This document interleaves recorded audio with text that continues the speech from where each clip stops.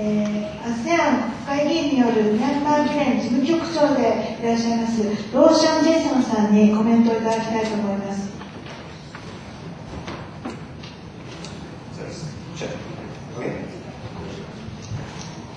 Firstly, I would like to thank my colleagues from Burma and Japan for inviting me back to participate in yet another important symposium out here in Tokyo.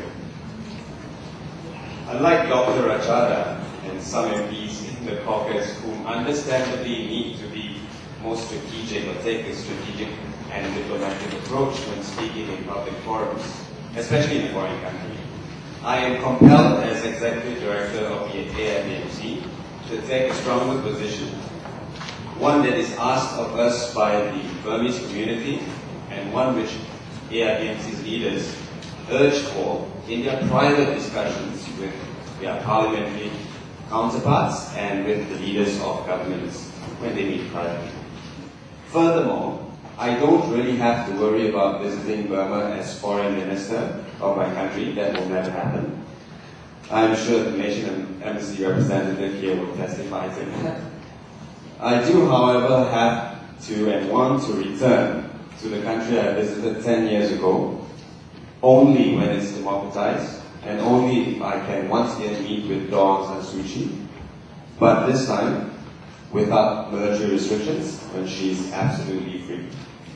Since I was here in Tokyo in 2007, much has happened and changed in Burma. But at the same time, nothing is significantly different in terms of political and human rights reform in a country that many of you here today come from, and many of you still have family remaining there. I am deeply disappointed with this. Today, however, there is a great opportunity for us and for the international community to secure the much-needed change for a new dawn in Burma. And as most of the speakers so far have shared, this change can only happen with the release of Daw Aung San Suu Kyi and many other Burmese political and democratic elite languishing in jails in Rangoon and also in many other parts of Burma.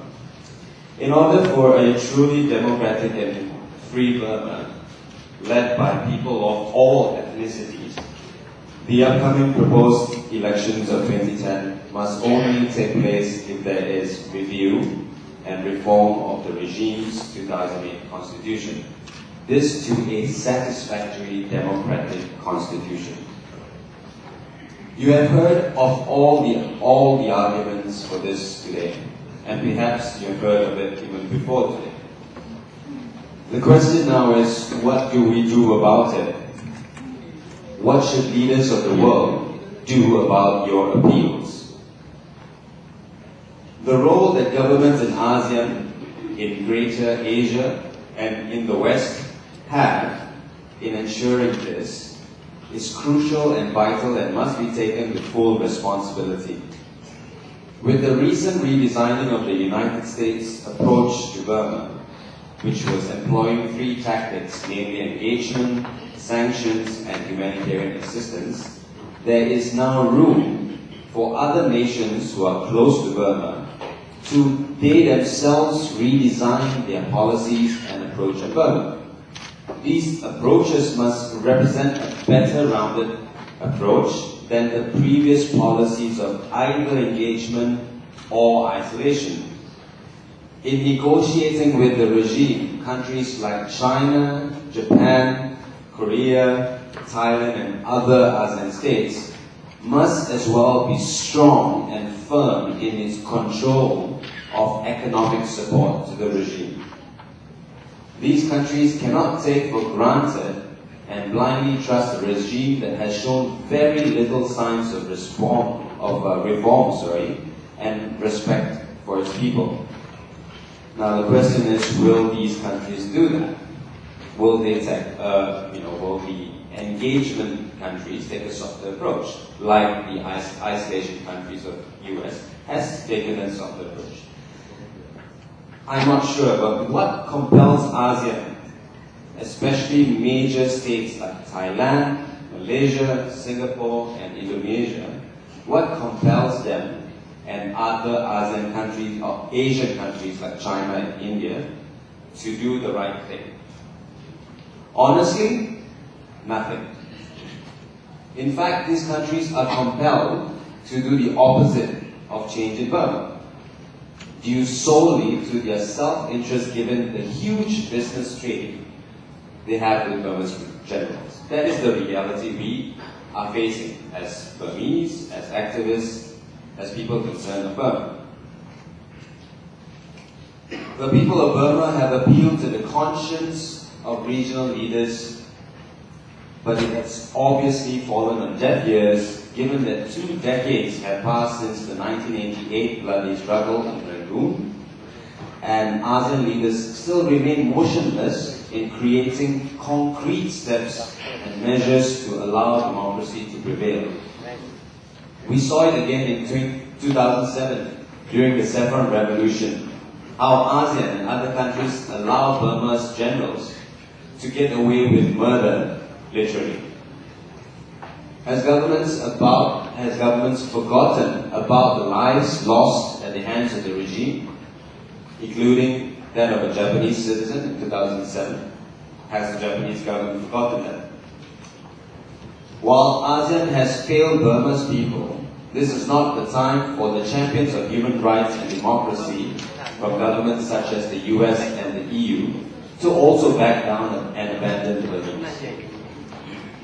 Any drastic change in policy must only come with drastic change by the regime. Now that Japan has joined in with a democratic government promising change in Japan, they should also promise change in Burma and keep to their promise.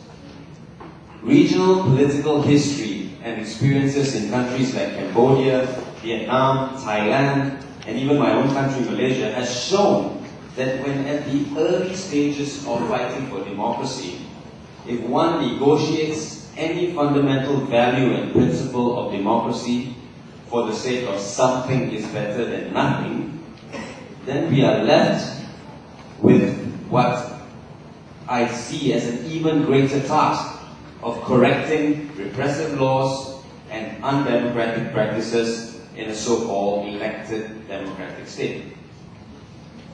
To put it plainly, if one allows a regime further power, even if it's 25% of the legislature, you allow for the breeding of corruption and ruthless politics to dictate your newfound democracy.